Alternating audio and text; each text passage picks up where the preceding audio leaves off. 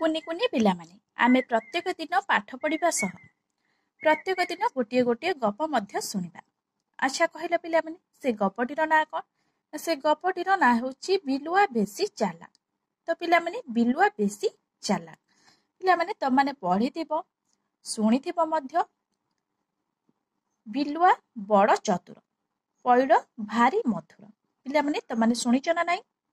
ତ ପିଲାମାନେ ସେହିଭଳି ଏଠି ଗପଟିର ନାଁ ହେଉଛି କ'ଣ ନା ବିଲୁଆ ବେଶୀ ଚାଲାକ। ତ ପିଲାମାନେ ଗପଟିକୁ ପଢ଼ିଲେ ସିନା ଆମେ ଜାଣିବା ବିଲୁଆ ଏଠି ବେଶୀ ଚାଲାକ କିପରି ହୋଇଛି, କାହା ସହିତ ଲଢ଼ିକି ଏଠି ଚାଲାକ ହୋଇଛି, ବା ଆମେ ଏଠି କିପରି ଜାଣିବା ବିଲୁଆ ବେଶୀ ଚାଲାକ ବୋଲି। ଗପଟିକୁ ଆମେ ପ୍ରଥମେ ଭଲ ଭାବରେ ପଢ଼ିବା, ତାପରେ ବୁଝିବା। ତ ପିଲାମାନେ ତା ପୂର୍ବରୁ ତମାନେ ଯଦି ଏହି ଚ୍ୟାନେଲରେ ନୂଆ ଅଛ ତାହେଲେ ଚ୍ୟାନେଲଟିକୁ ପ୍ରଥମେ ସବସ୍କ୍ରାଇବ୍ କରିଦିଅ, ଯାହାଫଳରେ ମୁଁ ଯେତେବେଳେ ବି ଭିଡ଼ିଓ ଅପଲୋଡ଼ କରିବି ସଙ୍ଗେ ସଙ୍ଗେ ତମାନଙ୍କ ପାଖକୁ ନୋଟିଫିକେସନ ଚାଲିଯିବ। ତ ପିଲାମାନେ ଆମେ ଆଉ ସମୟ ନଷ୍ଟ ନ କରି ଗପଟିକୁ ଭଲ ଭାବରେ ପଢ଼ିବା ଏବଂ ଭଲ ଭାବରେ ବୁଝିବା। ପିଲାମାନେ ତମାନେ ଛବିରେ ମାଙ୍କଡ଼ ଆଉ ବିଲୁଆକୁ ଦେଖିପାରୁଥିବ। ଏଠି ତାଙ୍କ ମଧ୍ୟରେ କ'ଣ ହୋଇଛି ଆଉ ଏଠି ବିଲୁଆଟି କିପରି ଚାଲାକ ହୋଇଛି। ପିଲାମାନେ ତମାନେ ସମସ୍ତେ ବହିରେ ପଢ଼ିଥିବ ବିଲୁଆ ବଡ଼ ଚତୁର, ପଇଡ଼ ଭାରି ମଧୁର। ପିଲାମାନେ ତମାନେ ବହିରେ ପଢ଼ିଥିବ, ସେଥିପାଇଁ ଏଠି ଗପଟିର ନାଁ କ'ଣ ନା ବିଲୁଆ ବେଶୀ ଚାଲାକ। ତ ପିଲାମାନେ ଦେଖିବା ଗପଟିକୁ ଭଲ ଭାବରେ ଆମେ ପଢ଼ିବା, ପଢ଼ିଲେ ସିନା ଜାଣିବା ଏ ମାଙ୍କଡ଼ ଆଉ ବିଲୁଆ ମଧ୍ୟରେ କ'ଣ ହୋଇଛି ଆଉ ବିଲୁଆ କିପରି ବହୁତ ଚାଲାକ ହୋଇଛି। ତ ପିଲାମାନେ ଗପଟିକୁ ଆମେ ଭଲ ଭାବରେ ପଢ଼ି ନେବା, ତାପରେ ବୁଝିବା। ଦିନେ ଗୋଟିଏ ବିଲୁଆ ଏକୁଟିଆ ହୋଇ ବଣରେ ବୁଲୁଥାଏ। ସେଦିନ ସେ ପେଟେ ଖାଇ ଦେଇଥାଏ। ତା ପେଟ ତ ପୁରିଛି, ଏଣୁ ସେ କାହାକୁ ଗୋଟିଏ ପାଇଗଲେ ସେ ତାହା ସହ ଖେଳିବ। ସେଇଠି ଏପଟ ସେପଟ ହେଉଛି। ଦେଖିଲା ସେଇ ପାଖ ଗଛରେ ଗୋଟିଏ ହନୁ ବସିଥାଏ। ତ ପିଲାମାନେ ତମାନେ ଏଇ ଛବିକି ଦେଖି ଜାଣିପାରୁଥିବ ଏଠି ଗଛ ଡାଳରେ ମାଙ୍କଡ଼ ବସିଛି, ଆଉ ବିଲୁଆ ତଳେ ଛିଡ଼ା ହେଇ କ'ଣ କରୁଛି ନା ଏପଟ ସେପଟ ହେଉଛି। ବିଲୁଆ ମୁଣ୍ଡରେ ତାହେଲେ କ'ଣ ଚାଲିଛି ନା ଦିନେ ଗୋଟିଏ ବିଲୁଆ ଏକୁଟିଆ ହୋଇ ବଣରେ ବୁଲୁଥାଏ। ତ ପିଲାମାନେ ତମାନେ ଦେଖିପାରୁଥିବ ବିଲୁଆ ପାଖରେ କେହି ବି ନାହାନ୍ତି, ଯେହେତୁ ଏଠି ବିଲୁଆ ଏକୁଟିଆ ଛିଡ଼ା ହୋଇଛି। ଗଛ ଡାଳରେ ଏଠି କିଏ ବସିଛି ନା ମାଙ୍କଡ଼ଟିଏ ବସିଛି। ଏଠି ବିଲୁଆ କ'ଣ କରୁଛି ନା ସେଦିନ ସେ ପେଟେ ଖାଇ ଦେଇଥାଏ। ତା ପେଟ ତ ପୁରି ଯାଇଛି, ଯେହେତୁ ସେ ପେଟେ ଖାଇ ଦେଇଛି ତା ପେଟ ପୁରି ଯାଇଛି। ତା ପେଟ ପୁରି ଯାଇଛି ଯେହେତୁ ସେ କ'ଣ କରୁଛି ନା ସେ କାହାକୁ ଗୋଟିଏ ପାଇଗଲେ ତା ସହ ଖେଳିବ ବୋଲି ସେ ଭାବୁଛି। ଆଉ ସେ ଏହା ଭାବିକି କ'ଣ କରୁଛି ନା ଏପଟ ସେପଟ ହେଉଛି ହେଲା। ତାପରେ ସେ କ'ଣ ଦେଖିଲା ନା ଏପଟ ସେପଟ ହେବା ସମୟରେ ସେ ଗଛ ଡାଳରେ ବସିଥିବା ମାଙ୍କଡ଼କୁ ଦେଖିଲା ବା ହନୁକୁ ଦେଖିଲା। ପିଲାମାନେ ତମାନେ ସମସ୍ତେ ଗାଁରେ ହନୁକୁ ଦେଖିଥିବ। ହନୁ କ'ଣ କରେ ନା ଗଛ ଡାଳରେ ବସେ ଆଉ ଏ ଗଛରୁ ସେ ଗଛ ଡେଇଁଥାଏ। ଦେଖିଛ ନା ନାଇଁ ମାଙ୍କଡ଼? ତାପରେ ଦେଖିବା ପିଲାମାନେ ଏ ମାଙ୍କଡ଼ ଆଉ ବିଲୁଆ ମଧ୍ୟରେ କ'ଣ ହେଲା। ତାପରେ ପିଲାମାନେ ସେ ଦୁଇ ଜଣଙ୍କ ଭିତରେ କ'ଣ ହେଲା ଦେଖିବା। ସେ ହନୁକୁ କହିଲା, ରେ ହନୁ, ତୁ ତ ବଡ଼ ଡର ପୋକରେ, ନହେଲେ ତୁ ତଳକୁ ନ ଆସି ଗଛରେ ଚଢ଼ି ବସିଛୁ। ପିଲାମାନେ ଯେହେତୁ ବିଲୁଆ ପେଟେ ଖାଇ ଦେଇଛି, ତା ସହିତ ଖେଳିବା ପାଇଁ ତଳେ କେହି ବି ନାହାନ୍ତି, ଆଉ ସେ ସାଙ୍ଗ ଖୋଜିବାକୁ ଯାଇ ଏପଟ ସେପଟ ହେଉଛି। ତାପରେ ସେ ଯେତେବେଳେ ହନୁକୁ ଗଛ ଡାଳରେ ଦେଖିଛି, ସେଠୁ ହନୁକୁ ବିଲୁଆ କ'ଣ କହିଲା ନା ବିଲୁଆ କ'ଣ କହିଲା ନା ରେ ହନୁ, ତୁ ତ ବଡ଼ ଡର ପୋକରେ, ତୁ ତ ବହୁତ ବଡ଼ ଡରୁଆଟେରେ, ନହେଲେ ତୁ ତଳକୁ ନ ଆସି ଗଛରେ ଚଢ଼ି ବସିଥାନ୍ତୁ। ତୁ ମତେ ଦେଖ, ଏବେ ତୁ ମୋ ସହ ଲଢ଼ିବୁ ଆ। ହନୁ ସେଇଠୁ କ'ଣ କହିଲା? ହନୁ କହିଲା, ତୁ ତ ମାଡ଼ୁଆଟା, ନହେଲେ ଅଯଥାରେ ମୋ ସହ ଲଢ଼ିବାକୁ କାହିଁକି ଡାକୁଛୁ। ତ ପିଲାମାନେ ଯେହେତୁ ବିଲୁଆ ପେଟେ ଖାଇ ଦେଇଛି, ତା ସହିତ ଖେଳିବା ପାଇଁ କେହି ବି ତଳେ ନାହାନ୍ତି, ଆଉ ସେ ଏକୁଟିଆ ତଳେ ଚାଲବୁଲ କରୁଥିଲା। ଯେତେବେଳେ ହନୁକୁ ଗଛ ଡାଳରେ ବସୁଥିବାର ଦେଖିଲା, ସେଠୁ ହନୁକୁ କହିଲା, ଏମିତି କହିଲେ କାଳେ ହନୁ ଯଦି ତଳକୁ ଓହ୍ଲାଇବ ଆଉ ସେ ଖେଳିବ। ଯେହେତୁ ସେ ପେଟେ ଖାଇ ଦେଇଛି, କେହି ବି ତାର ସାଙ୍ଗ ନାହାନ୍ତି, ସେଠୁ ହନୁକୁ କ'ଣ କହୁଛି, ରେ ହନୁ, ତୁ ତ ବଡ଼ ଡରପୋକରେ, ତୁ ତ ବଡ଼ ଡରୁଆଟା, ନହେଲେ ତୁ କ'ଣ ଏମିତି ତଳକୁ ନ ଆସି ଗଛ ଡାଳରେ ବସି ରହିଥାନ୍ତୁ। ତୁ ମତେ ଦେଖ, ଏବେ ତୁ ମୋ ସହ ଲଢ଼ିବୁ ଆ। ସେଠୁ ହନୁ କ'ଣ କହିଲା?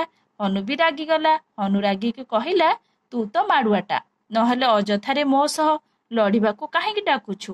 ସେଠୁ ହନୁ ବି କହିଲା କି ଆଶ୍ଚର୍ଯ୍ୟ କଥା, ତୁ ତ ମାଡ଼ୁଆଟା, ନହେଲେ ଅଯଥାରେ ମୋ ସହ ଲଢ଼ିବାକୁ କାହିଁକି ଡାକୁଛୁ? ତାପରେ ହନୁ କଥା ଶୁଣି ବିଲୁଆ କ'ଣ କହିଲା ଦେଖିବା। ବିଲୁଆ କହିଲା, ତୁ ମୋ ସହ ଲଢ଼ିଲେ ତୁ କେବେ ପାରିବୁ କି? ତୁ କଥାରେ କହିଲେ କ'ଣ ହେଲା? ତୁ ମୋ ସହ ଲଢ଼ି ଦେଖ। ତୁ ମତେ ମାଡ଼ୁଆ କହୁଛୁ। ଏବେଠାରୁ ତୁଟା ଭାରି ବେହିଆ ବୋଲି ମୁଁ ସବୁଆଡ଼େ ବୁଲି କହିବି। ତ ପିଲାମାନେ ସେଇଠୁ କ'ଣ ହେଲା, ଯେହେତୁ ହନୁ ତାକୁ କ'ଣ କହିଲା, ମାଡ଼ୁଆ କହିଲା। ହେଲା, ମାଡ଼ୁଆ କହିଲା, କ'ଣ କହିଲା ନା ତୁ ତ ହଉଛୁ ମାଡ଼ୁଆଟା, ନହେଲେ ଅଯଥାରେ ମୋ ସହ ଲଢ଼ିବାକୁ କାହିଁକି ଡାକୁଛୁ? ସେଇଠୁ ହନୁ ଯେହେତୁ ବିଲୁଆକୁ ମାଡ଼ୁଆ କହିଲା, ସେଇଠୁ ବିଲୁଆ ରାଗି ଯାଇ କ'ଣ କହିଲା ନା ବିଲୁଆ କହିଲା, ତୁ ମୋ ସହ ଲଢ଼ିଲେ ତୁ କେବେ ପାରିବୁନି। ଆଉ ତୁ କଥାରେ କହିଲେ କ'ଣ ହେଲା? ତୁ ମୋ ସହ ଲଢ଼ି ଦେଖ। ତୁ ମତେ ମାଡ଼ୁଆ କହୁଛୁ। ଏବେଠାରୁ ତୁଟା ଭାରି ବେହିଆ ବୋଲି ମୁଁ ସବୁଆଡ଼େ ବୁଲି କହିବି। ସେଇଠୁ ଯେହେତୁ ହନୁ ବିଲୁଆକୁ ମାଡ଼ୁଆ କହିଲା, ବିଲୁଆ ବି ମାଙ୍କଡ଼କୁ ବେହିଆ କହିଲା। ଏହା ମଧ୍ୟରେ କ'ଣ ହେଲା ପିଲାମାନେ? ନା ଉଭୟଙ୍କ ମଧ୍ୟରେ ରାଗ ବଢ଼ିଗଲା। ତାପରେ କ'ଣ ହେଲା ଦେଖିବା। ତାପରେ ପିଲାମାନେ କ'ଣ ହେଲା ଉଭୟଙ୍କ ମଧ୍ୟରେ ପଢ଼ିବା। ଏ କଥା ଶୁଣି ହନୁ ରାଗିଗଲା। ସେ ଗଛ ତଳକୁ ଆସି ଲଢ଼ିବା ପାଇଁ ବାହାରି ଆସିଲା। ତ ପିଲାମାନେ ପ୍ରଥମେ ହନୁ ଯେହେତୁ ବିଲୁଆକୁ ମାଡ଼ୁଆ କହିଲା, ବିଲୁଆ ମଧ୍ୟ ହନୁକୁ ବେହିଆ କହିଲା। ତାପରେ ଉଭୟଙ୍କ ମଧ୍ୟରେ ରାଗ ବଢ଼ିଗଲା। ତାପରେ ହନୁ ତାର କ'ଣ କଲା ନା ବିଲୁଆର ଏଇ ବେହିଆ କଥା ଶୁଣି ସେ ସଙ୍ଗେ ସଙ୍ଗେ ତଳକୁ ଓହ୍ଲାଇ ଆସିଲା ଲଢ଼ିବା ପାଇଁ। କାହା ସହିତ ପିଲାମାନେ ଲଢ଼ିବା ପାଇଁ ତଳକୁ ଓହ୍ଲାଇ ଆସିଲା ହନୁ? ନା ବିଲୁଆ ସହିତ ଲଢ଼ିବା ପାଇଁ ସେ ତଳକୁ ଓହ୍ଲାଇ ଆସିଲା। ସେ ସବୁଦିନ ଫଳ ଖାଇ ବହୁତ ବଳୁଆ ହୋଇଛି। ତ ତମେ ମାନେ ପିଲାମାନେ ଜାଣିଥିବ ହନୁ କୋଉଠାରେ ରୁହେ ମାଙ୍କଡ଼? ନା ଗଛରେ ରୁହେ। ସେ ଗଛର ଏ ଡାଳକୁ ସେ ଡାଳକୁ ଡିଏ, ଆଉ ଗଛରେ ଡେଇଁକି କ'ଣ କରେ ନା ଫଳ ଫୁଲ ପତ୍ର ଖାଏ। ସେଥିପାଇଁ ସେ ବହୁତ ବଳୁଆ ହୋଇଛି। ହେଲେ ବିଲୁଆ କେବେ ଫଳ ଖାଏ ନା। ପିଲାମାନେ ବିଲୁଆ କେବେ ବି ଫଳ ଖାଏ ନା। ଆଉ ବିଲୁଆ କ'ଣ ଖାଏ ନା ସେ କେତେବେଳେ ମଲା ମାଛ ତ କେତେବେଳେ ମଲା ଚଢ଼େଇ ଖାଇ କାମ ଚଳେଇ ଦିଏ। ତ ପିଲାମାନେ ସେ ସବୁବେଳେ ପଚା ଦ୍ରବ୍ୟ ଖାଏ। କେତେବେଳେ ମଲା ମାଛ ଖାଏ ତ କେତେବେଳେ ମଲା ଚଢ଼େଇ ଖାଇ କାମ ଚଳେଇ ଦିଏ। କିଏ ପିଲାମାନେ? ନା ବିଲୁଆ। ତଥାପି ବିଲୁଆ ଭାବିଥାଏ ଯେ ସେ ହନୁକୁ ହରେଇ ଦେଇ କ'ଣ ହବ ପିଲାମାନେ? ନା ହନୁକୁ ହରେଇ ଦେଇ ପାରିବ। ତାପରେ ଦେଖିବା ପିଲାମାନେ ଦୁଇ ଜଣଙ୍କ ମଧ୍ୟରେ କ'ଣ ହେଲା। ବିଲୁଆ ଭାବିଛି କି ସେ ହନୁକୁ ହରେଇ ଦେଇ ପାରିବ। ଆଉ ବଣଯାକ ବୁଲି ବୁଲି କହିବ ଯେ ସେ ହନୁକୁ ହରେଇ ପାରିଛି। ତେଣୁ କେତେ ବଡ଼ ବଡ଼ ଜୀବ ବି ତାକୁ ଡରିବେ। ତାପରେ ବିଲୁଆ ବହୁତ ବଳୁଆ ବୋଲି ଜୀବମାନେ ଜାଣିଲେ ସେ ଆଉ ଲୁଚି ଖାଇବନି। ଏମିତି ଭାବି ସେ ହନୁ ସହ ଲଢ଼ିବାକୁ ଆଗେଇ ଯାଇ ତାକୁ କାମୁଡ଼ିବାକୁ ଗୋଡ଼ାଇଲା। ତ ପିଲାମାନେ ଯେହେତୁ ବିଲୁଆ ହନୁକୁ ବେହିଆ କହିଲା, ହନୁ ତାପରେ ରାଗି ଯାଇ ତଳକୁ ତା ସହିତ ଲଢ଼ିବାକୁ ଓହ୍ଲାଇ ଆସିଲା। ତାପରେ ବିଲୁଆ କ'ଣ ଭାବିଲା ନା ବିଲୁଆ ଭାବିଲା ହନୁକୁ ହରେଇ ଦେବ। ଆଉ ହରେଇ ଦେଇ ବଣଯାକ ବୁଲି ବୁଲି କହିବ ଯେ ସେ ହନୁକୁ ହରେଇ ପାରିଛି। ତେଣୁ ସେ କେତେ ବଡ଼ ବଡ଼ ଜୀବ ବି ତାକୁ ଡରିବେ। ତ ପିଲାମାନେ ସେ ଭାବିଲା କ'ଣ ନା ହନୁକୁ ହରେଇ ଦେଲେ ତାକୁ ଜଙ୍ଗଲରେ ଥିବା ବଡ଼ ବଡ଼ ଜୀବମାନେ ସମସ୍ତେ ଡରିବେ। ତାପରେ ବିଲୁଆ ବହୁତ ବଳୁଆ ବୋଲି ଜୀବମାନେ ଜାଣିଲେ ସେ ଆଉ ଲୁଚି ଖାଇବନି, ଆଉ ସମସ୍ତଙ୍କୁ ଶିକାର କରି ସହଜରେ ଖାଇପାରିବ। ଏମିତି ଭାବି ସେ ହନୁ ସହ ଲଢ଼ିବାକୁ ଆଗେଇ ଯାଇ ତାକୁ କାମୁଡ଼ିବାକୁ ଗୋଡ଼ାଇଲା। ତ ପିଲାମାନେ ବିଲୁଆ କ'ଣ କଲା ନା ହନୁକୁ କାମୁଡ଼ିବା ପାଇଁ ଗୋଡ଼ାଇଲା। ଆଉ ବିଲୁଆ ଭାବିଲା କି ହନୁକୁ କ'ଣ ହରେଇ ଦେଇ ଆଉ ସେ ଜଙ୍ଗଲର ରାଜା ହେବ, ଆଉ ସମସ୍ତେ ତାକୁ ଭୟ କରିବେ, ଆଉ ତାକୁ କଷ୍ଟ କରି ଶିକାର କରିବାକୁ ପଡ଼ିବନି। ତାପରେ ପିଲାମାନେ ଦେଖିବା କ'ଣ ହେଲା। ହନୁ ବି ଚାଲାକ କାମ କରିବାକୁ ଭାବିଲା। ସେ ଜାଣିଛି ଯେ ଯଦି ସେ ଆଗୁଆ ଲଢ଼ିବ ତେବେ ବିଲୁଆ ତାକୁ କାମୁଡ଼ି ପାରିବ। ତେଣୁ ସେ କୁଦି ପଡ଼ି ବିଲୁଆର ପଛ ଗୋଡ଼ ଦୁଇଟାକୁ ଧରିଦେଲା। ବିଲୁଆ ଦେଖିଲା ଯେ ହନୁ ତାକୁ ଯେମିତି ଧରିଛି ସେଇଠି ତାକୁ ମାରିଦେବ। ତେଣୁ ସେ ଲଢ଼ିବ କ'ଣ? ହନୁ କବଳରୁ ସେ କେମିତି ମୁକୁଳିବ ସେ କଥା ଜୋରରେ ଭାବିବାକୁ ଲାଗିଲା। ପୁଣି ଯାହା କରିବ ତତ୍କ୍ଷଣାତ୍, ନହେଲେ ତାର କ'ଣ ନା କ'ଣ ହୋଇଯାଇପାରେ। ତ ପିଲାମାନେ କ'ଣ ହେଲା ନା ହନୁ ବି ଚାଲାକ କାମ କରିବାକୁ ଭାବିଲା। ବିଲୁଆ ବି ଚାଲାକ କାମ କରିବାକୁ ଭାବିଲା। ବିଲୁଆ ଭାବିଲା ମୁଁ ହନୁଠାରୁ କିପରି ଜିତିବି, ଆଉ ହନୁ ବି ଭାବିଲା ମୁଁ କିପରି ବିଲୁଆକୁ ହରେଇବି। ସେମାନେ କ'ଣ କଲେ ନା ନିଜ ନିଜ ଭିତରେ ବୁଦ୍ଧି ବାହାର କଲେ। ହନୁ ବି ଚାଲାକ କାମ କରିବାକୁ ଭାବିଲା। ସେ ଜାଣିଛି ଯେ ଯଦି ସେ ଆଗୁଆ ଲଢ଼ିବ ତେବେ ବିଲୁଆ ତାକୁ କାମୁଡ଼ି ଦେବ। ତେଣୁ ସେ କୁଦି ପଡ଼ି ବିଲୁଆର ପଛ ଗୋଡ଼ ଦୁଇଟାକୁ ଧରିଦେଲା। ଧରିଦେଲେ କ'ଣ ହବ ପିଲାମାନେ? ନା ବିଲୁଆ ତାକୁ ଆଉ କାମୁଡ଼ି ପାରିବନି। କାହାକୁ ପିଲାମାନେ? ନା ହନୁକୁ। ସେଇଠୁ ବିଲୁଆ ଦେଖିଲା ଯେ ହନୁ ତାକୁ ଯେମିତି ଧରିଛି ସେଇଠି ତାକୁ ମାରିଦେବ। ଆଉ ସେ କ'ଣ ହନୁ କବଳରୁ ମୁକୁଳି ପାରିବନି। ଆଉ ହନୁ ଜିତିଯିବ, ସେ ହାରିଯିବ। ତେଣୁ ସେ ଲଢ଼ିବ କ'ଣ? ହନୁ କବଳରୁ ସେ କେମିତି ମୁକୁଳିବ ସେ କଥା ଜୋରରେ ଭାବିବାକୁ ଲାଗିଲା। ପୁଣି ଯାହା କରିବ ତତ୍କ୍ଷଣାତ୍, ଯାହା କରିବ ପିଲାମାନେ ସଙ୍ଗେ ସଙ୍ଗେ। ନହେଲେ ହନୁ ତ ତା ପଛ ଗୋଡ଼ ଦୁଇଟାକୁ ଧରିଛି, ତାକୁ ସଙ୍ଗେ ସଙ୍ଗେ ନହେଲେ ସେଇଠି ମାରିଦବ। ସେଇଠୁ ବିଲୁଆ ତାର କ'ଣ କଲା? ନା ତତ୍କ୍ଷଣାତ୍ କିଛି ଉପାୟ ବାହାର କଲା। ଆଉ ନ କଲେ ତାର କ'ଣ ନା କ'ଣ ହୋଇଯିବ ବୋଲି ସେ ଏହା ଭାବିଲା। ତାପରେ ପିଲାମାନେ କ'ଣ ହେଲା ଦେଖିବା। ଏଣୁ ସେ ତାର ଚାଲାକ କଥା ବାହାର କରି କହିଲା, ଆରେ ପିଲାମାନେ, ଯେହେତୁ ହନୁ ବିଲୁଆର ପଛ ଗୋଡ଼ ଦୁଇଟାକୁ ଧରିନେଲା, ଆଉ ବିଲୁଆ ଜାଣିଗଲା ଯେ ହନୁ ତାକୁ ଆଜି ମାରିଦେବ। ସେଇଠୁ ସେ ସଙ୍ଗେ ସଙ୍ଗେ ଗୋଟିଏ ବୁଦ୍ଧି ଖର୍ଚ୍ଚ କଲା। ସଙ୍ଗେ ସଙ୍ଗେ ସେ ହନୁକୁ କହିଲା, ରେ ହନୁ, ତୁ ଶେଷରେ ମୋର ଗୋଡ଼ ଧରିଲୁ, ତତେ ଲାଜ ଲାଗୁନି? ତୋର ଭାଇମାନେ ତତେ ଏମିତି ମୋ ଗୋଡ଼ ଧରିବା କଥା ଦେଖିଲେ ନା ସେମାନେ ସହିବେ ନା ତୁ ସହିବୁ? ବିଲୁଆର କଥା ଶୁଣି ହନୁ ଲାଜେଇ ଗଲା। ସେ ବିଲୁଆର ଗୋଡ଼ ଛାଡ଼ି ଗଛ ଉପରକୁ ଚଢ଼ିଗଲା। ଦେଖିଲେ ତ ପିଲାମାନେ ବିଲୁଆ କେତେ ଚାଲାକ। ଯେହେତୁ ହନୁକୁ ବିଲୁଆ କାମୁଡ଼ି ଦେବ ବୋଲି ହନୁ ବୁଦ୍ଧି ଖର୍ଚ୍ଚ କରି ସେ ବିଲୁଆର ପଛ ଗୋଡ଼ ଦୁଇଟାକୁ ଧରିଥିଲା। ହେଲେ ବିଲୁଆ କ'ଣ କଲା? ବିଲୁଆ ଜାଣିଗଲା ଯେ ହନୁ ତାକୁ ଆଜି ମାରିଦେବ। କିନ୍ତୁ ସେ ସଙ୍ଗେ ସଙ୍ଗେ ସେ କ'ଣ କଲା? ନା ହନୁଠାରୁ ମୁକୁଳିବ ବୋଲି ଗୋଟିଏ ବୁଦ୍ଧି ଖର୍ଚ୍ଚ କଲା। କ'ଣ କଲା? ସାଙ୍ଗେ ସାଙ୍ଗେ ନା ହନୁକୁ କହିଲା, ରେ ହନୁ, ତୁ ଶେଷରେ ମୋର ଗୋଡ଼ ଧରିଲୁ, ତତେ ଲାଜ ଲାଗୁନି? ତୋର ଭାଇମାନେ ତତେ ଏମିତି ମୋ ଗୋଡ଼ ଧରିବା କଥା ଦେଖିଲେ ନା ସେମାନେ ସହିବେ ନା ତୁ ସହିବୁ? ଯେହେତୁ ଏ କଥା କହିବାରୁ ହନୁକୁ ବହୁ ଜୋରେ ଲାଜ ଲାଗିଲା। ଆଉ ବିଲୁଆର କଥା ଶୁଣି ହନୁ ଲାଜେଇ ଗଲା। ସେ ବିଲୁଆର ଗୋଡ଼ ଛାଡ଼ି ଗଛ ଉପରକୁ ଚଢ଼ିଗଲା।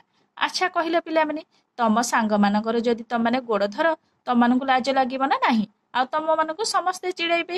ସେଥିପାଇଁ ହନୁ ଭାବିଲା କ'ଣ? ମତେ କେହି ଦେଖିବା ଆଗରୁ ମୁଁ କ'ଣ କରେ? ନା ଗଛ ଉପରକୁ ଚଢ଼ିଯାଏ। ସେଥିପାଇଁ ସେ ବିଲୁଆର ପଛ ଗୋଡ଼ ଦୁଇଟିକୁ ଛାଡ଼ି ଦେଇ ଗଛ ଉପରକୁ ଚଢ଼ିଗଲା।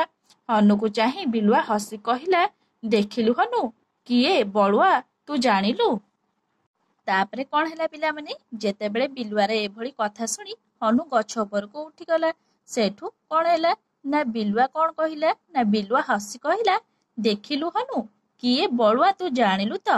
ତୁ ସିନା ମୋର ବଳ ଜାଣିପାରିଲୁ ବୋଲି ମୋର ଗୋଡ଼ ଧରିଥିଲୁ। ଏ କଥା ମୁଁ ବି ବୁଲି ବୁଲି କେତେ ଜୀବ ପାଖରେ ତୋ କଥା କହିବି। ହନୁ ଜାଣିଲା ଯେ ବିଲୁଆ ଚାଲାକ, ତେଣୁ ସେ ଜାଗା ଛାଡ଼ି ଡେଇଁ ଡେଇଁ ଦୂରକୁ ପଳାଇଲା। ଯିଏ ଚାଲାକ ସିଏ ଜିତିବ। ପିଲାମାନେ, ତମାନେ ଏବେ ଜାଣିଲ ତ, ବିଲୁଆ ପାଖରେ ସିନା ବଳ ନାହିଁ, ସେ ସିନା ପଚା ମାଂସ ଖାଏ, ହେଲେ ସେ ବୁଦ୍ଧିରେ ବହୁତ ଚାଲାକ। ବୁଦ୍ଧିରେ ସେ ହନୁକୁ ହରାଇ ଦେଲା। ଆଉ ହନୁକୁ ଏମିତି କଥା କହିଲା ଯେ ହନୁ ସଙ୍ଗେ ସଙ୍ଗେ ଲାଜେଇ ଗଲା। ଆଉ ସେ ଲାଜରେ ଗଛ ଉପରକୁ ଚଢ଼ିଗଲା। ସେଇଠୁ ବିଲୁଆ ହସି ଦେଇ ସାଙ୍ଗେ ସାଙ୍ଗେ ହନୁକୁ କ'ଣ କହିଲା? କହିଲା, ଦେଖିଲୁ ହନୁ, ମୁଁ ବହୁତ ଚାଲାକ, କିଏ ବଳୁଆ ତୁ ଏବେ ଜାଣିଲୁ ତ? ତୁ ସିନା ମୋର ବଳ ଜାଣିପାରିଲୁ ବୋଲି ମତେ ମୋ ଗୋଡ଼ ଧରିଥିଲୁ। ଏ କଥା ମୁଁ ବୁଲି ବୁଲି କେତେ ଜୀବ ପାଖରେ ତୋ କଥା କହିବେ। ସେଇଠୁ ହନୁ କ'ଣ ଭାବିଲା? ନା ବିଲୁଆ କଥାରେ ବହୁତ ଚାଲାକ, ତାକୁ କଥାରେ କେହି ବି ପାରିବେନି। ସେଥିପାଇଁ ସେ କ'ଣ କଲା? ନା ସେ ଜାଗା ଛାଡ଼ି ପଳାଇଲା। ହନୁ ଜାଣିଲା ଯେ ବିଲୁଆ ବହୁତ ଚାଲାକ, ତେଣୁ ସେ ଜାଗା ଛାଡ଼ି ଡେଇଁ ଡେଇଁ ଦୂରକୁ ପଳାଇଲା। ଯିଏ ଚାଲାକ ସେ ଜିତିବ। ତ ପିଲାମାନେ, ତମାନେ ମନେ ରଖିବ, ସବୁବେଳେ କ'ଣ?